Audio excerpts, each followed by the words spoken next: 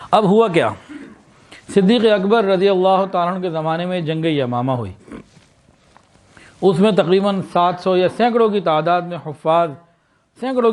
حفاظ کرام جو ہے وہ شہید ہو گئے۔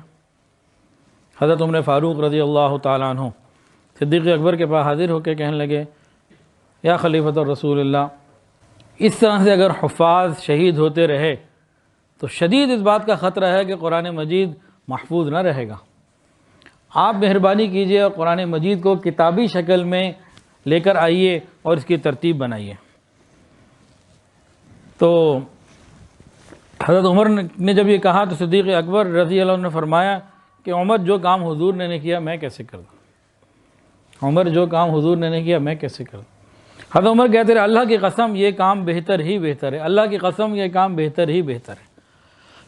اب ہوا کیا، حضرت ابوبکر صدیق رضی اللہ عنہ نے بلایا زید ابن ثابت کو، جو کاتب وحی تھے۔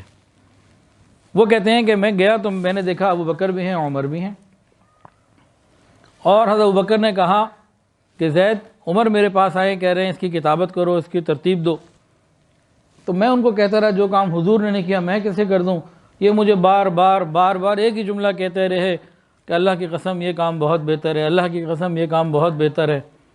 اتنی دفعہ کہا، میں بھی کہتا رہا، یہ بھی کہتے رہے، مجھے شرح صدر ہو گیا، اب میں تمہاری ڈیوٹی لگاتا ہوں، تم اس کام کو کرو گے۔ کہتے ہیں میں نے بھی وہی کہا کہ جو کام اللہ کے نبی نے نہیں کیا تو میں کیسے کروں؟ اب حضرت صدیق اکبر رضی اللہ عنہ فرماتے رہے، اللہ کی قسم یہ کام بہتر ہے، اللہ کی قسم یہ بہتر ہی بہتر ہے، اللہ کی قسم یہ بہتر ہی بہتر ہے۔ کہتے ہیں کہ تھوڑی دیر بعد میرے دل کو بھی شرح صدر ہو گیا، اور پھر میں نے مان لیا کہ آپ بات ٹھیک کہہ رہے ہیں۔ تاہم حضرت زید ابن ثابت کہتے ہیں کہ واللہ، خدا کی قسم، اگر وہ مجھے کہتے ہیں نا کہ ایک پہاڑ کو ہٹا کے کہیں لے جاؤ یا اس کو توڑ دو، کچھ کر لو، وہ آسان تھا، قرآن پاک کو مکمل امانت دیانت داری کے ساتھ جمع کرنا یہ مشکل اور بڑا کام میرے ذمہ لگا دیا۔ اب انہوں نے طریقہ کار کیا بنایا؟ ایک تو آسان طریقہ تو یہ تھا نا، وہ کہتے ہیں میں حافظ ہوں، میں لکھ دیتا ہوں، میں لکھا پڑھا زندگی ہو گئی گزرتے ہوئے، میں بھی لکھ دیتا ہوں، یا چند دو چار اور حفاظ کو جمع کر لیتے، لکھ لیتے۔ ایسے ہی جناب چند دنوں میں کام ہو جاتا ہے، لیکن انہوں نے بڑا وقت لگایا، بڑا کام کیا۔ بہت آسان تھا ان کے لیے کہ وہ خود لکھتے، چند لوگوں کو جمع کر کے لکھ لیتے۔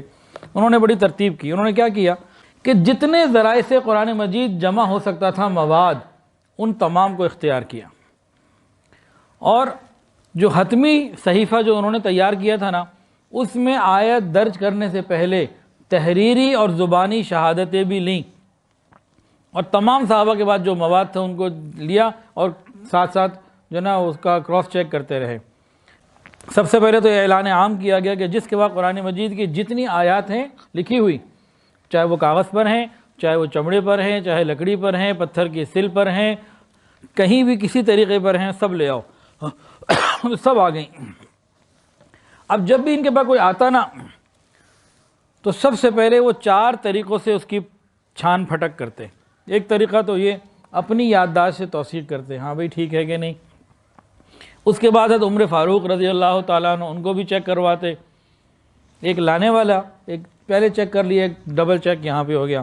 تیسرا کیا کرتے، کوئی لکھی ہوئی آیت، لانے والے صحابی ہیں، کوئی لکھی ہوئی آیت اس وقت تک قبول نہ کرتے جب تک کہ 2 قابل اعتماد گواہ ایسے نہ مل جاتے جو کہتے ہاں کہ حضور کے زمانے میں حضور کے سامنے ان کے کہنے سے لکھی گئی ہے۔ اتنی احتیاط۔ اس کے بعد کیا کرتے، ایک آیت کئی لوگ بھی لاتے تھے، بھئی کئی لوگوں نے لکھی ہوتی تھی نا، تو ان کا بھی آپس میں مقابلہ کیا کرتے تھے، چیک کیا کرتے تھے کہ بھئی یہ آیت یہ صاحب لے کر آئے ہیں اور یہی وہ بھی لے کر آئے، تو ان میں کہیں فرق تو نہیں، کہ میرا حافظہ کیا کہتا ہے، حضرت عمر کا حافظہ کیا کہتا ہے، اور بھی حفاظ کیا کہتے ہیں۔ پھر جا کے اس کو پھر لکھا جاتا۔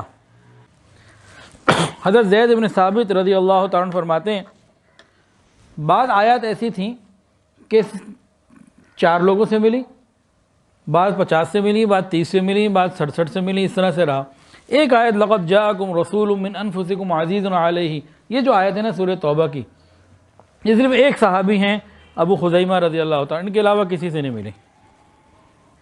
یاد ان کو خود بھی تھی، حضرت عمر کو بھی یاد تھی، سینکڑوں صحابہ کرام کو یاد تھی، لیکن ان کی ترتیب اور تحقیق کے مطابق ان کی شرائط سے گزر کر ایک ہی پہنچی، یعنی اس حد تک تفصیلات موجود ہیں کہ کتنی محنت سے یہ کام صحابہ کرام نے کتنی ذمہ داری سے کیا.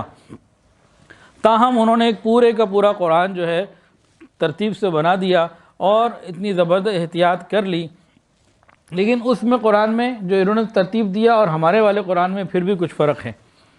وہ ذرا سن لیجئے. اس کو کہتے تھے ماں. اس میں کیا چیزیں تھیں؟ اس نسخے میں جو زید بن ثابت رضی اللہ تعالیٰ عنہ نے تیار کیا تھا، حضور صلی اللہ علیہ وسلم کی بتائی ہوئی ترتیب کے مطابق آیات تو تھیں، صورتیں نہیں تھیں. ہر صورت کا ایک الگ صحیفہ، گویا 114 صورتیں ہو گئیں تو 114 صحائف ہو گئے. یہ والی ترتیب نہیں تھی. اس نسخے میں قرآن مجید کے 7 حروف یعنی 7 قرأت کی جو ہے رعایت موجود تھی. اس کے علاوہ کچھ آیات قرآنیہ منسوخ کر دی گئی تھیں، نکال دی گئی تھیں. پہلے نازل ہوئیں، بعد میں حکم آیا اس کو نکال دیا جائے، تو وہ بھی اس میں شامل تھیں. اور اس نسخے کو لکھوانے کا مقصد یہ تھا کہ ایک مرتبہ تمام نسخہ امت کے سامنے جمع ہو جائے اور پھر آگے ضرورت پڑنے پر ادھر رجوع کیا جائے. حضرت ابوبکر صدیق رضی اللہ عنہ کے زمانے میں یہ تو آپ کے پاس رہے. آپ کے بعد امیر المومنین حضرت عمر فاروق رضی اللہ عنہ کے پاس آ گئے. ان کی شہادت کے بعد ان کی بیٹی ام المومنین حضرت حفصہ رضی اللہ عنہ کے پاس آ گئے. اور حضرت حفصہ کی وفات کے بعد مروان بن حکم نے اسے اس خیال سے نظر آتش کر دیا، جلا دیا کہ اس وقت تک حضرت عثمان غنی رضی اللہ عنہ کے بنائے ہوئے جو مصحف تھے وہ تیار ہو چکے تھے، جس پر امت جمع ہو چکی تھی. تو یہ خطرہ نہ کہیں پیدا ہو جائے بعد میں جا کے کہ جی یہ قرآن تو فلاں کا ہے، یہ قرآن فلاں کا ہے. تو اس کو احتیاطاً جب وہ مزید ریفائن ہو گیا تو اس سلسلے کو ختم کر دیا اور جلا ہی دیا.